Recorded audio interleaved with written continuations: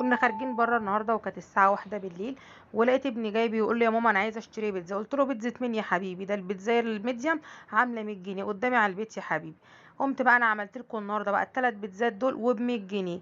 انا دخلت البيت الساعه 2 بالليل وقلعت هدومي وبقيت ايه ابدا اعمل في البيتزا دي، واستعنت على الشقه بالليل وقلت يلا خش اعملي بقى الثلاث بيتزات دول بتكلفه بيتزايه واحده من بره. اروح اجيب بيتزايه ب 100 جنيه؟ لا ده انا بقى كلفت بقى التلاتة دول ب 100 جنيه زي ما انت ما شايفه كده. حلاوه ونظافه وحاجه انت ضمناها في البيت. وبصي عملت منهم 3 بيتزات وسهله جدا. تعالوا نبدا مع بعض. اول حاجه هنبدا بيها صلصه البيتزا. طماطم متقطعه وفلفل ومعلقه سكر وشويه خل وهنحطهم على النار. العجينه بقى يا جماعه جبنا الدقيق بتاعنا وهننزل بمعلقه سكر كبيره وشويه ملح والخميره، معلقتين لبن بودر، وهنقلب المواد الجافه دي. خلاص عايزين نطعم بقى دلوقتي. معانا العجينة هننزل بعلبة زبادي.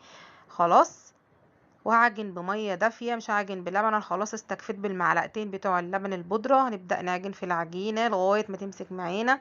هننزل بقد 3 4 معالق زيت كده وهنبدا نعجن العجينه تاني لغايه ما تمسك معانا، وهنسيبها تختمر معانا مع بعض. والجو طبعا حر فاختمرت معانا بسرعه. خدنا العجينه وطلعناها هنبدا بقى نشتغل فيها زي ما انتم ما شايفين. جهزنا الحشوات بتاعتنا.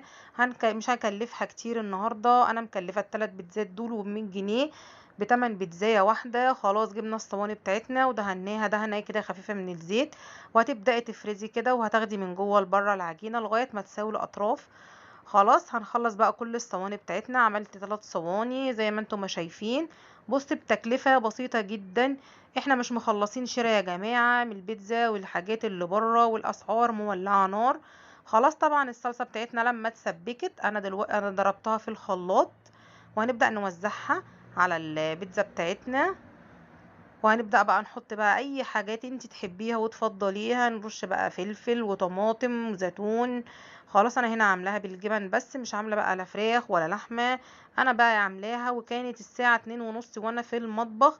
البيتزا دي متاكله الساعه 3:30 بالليل. عايزه اقولك فايه يعني ما خدتش كمان مني وقت. انا داخله 2 بالظبط، 3:30 كانت خلصانه زي ما انتم ما شايفين. وعملتها بأقل التكاليف بتمن بيتزاية واحدة. عملت لا 3 بيتزات. خلاص وانضف واحسن، وهتعمليها لولادك في البيت مش هتكلفك حاجة خالص. وهنرص هنا بقى كل الحشوات وهننزل بالجبنة زي ما انتم ما شايفين. وعلى نار بقى يا جماعة زي ما هندخلها الفرن على النار. ومجرد ما هتاخد اللون من تحت هنديها لون شواية كده من فوق.